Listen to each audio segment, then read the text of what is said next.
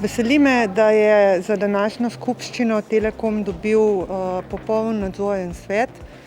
nove člane, ki imajo celoten mandat, ker je to zelo pomembno za nadaljnje odločanje in delovanje nadzornega sveta, ki ga čakajo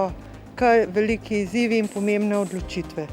Prepričana sem, da bo glede na danes predstavljene kompetence novih članov nadzorni svet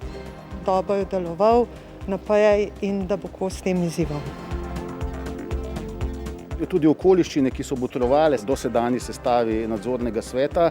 niso nikakor v skladu z željami, pričakovanji združenja delničarjev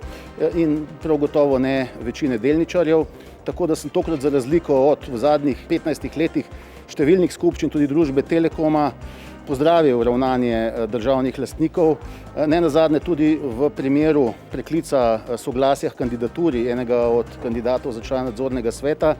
je Slovenski državni holding to nemudoma objavil, tako da so bili danes znani vsi kandidati, hkrati pa smo bili delničarji o njih obveščeni pred skupščino, takoj ko je bilo to mogoče, tudi ob sklicu v glavnem in ne šele pred samim glasovanjem, čemur smo bili pogosto priča v primerih državnega lastnika. Tako da to se mi je zdelo pomembno posebej izpostaviti in pozdraviti ter jasno izraziti upanje in apel, da je temu tako tudi v prihodnje, kar se tiče standardov korporativnega upravljanja in kar se tiče seveda samih izvedb skupščin v smislu neposrednega odločanja delničarjev.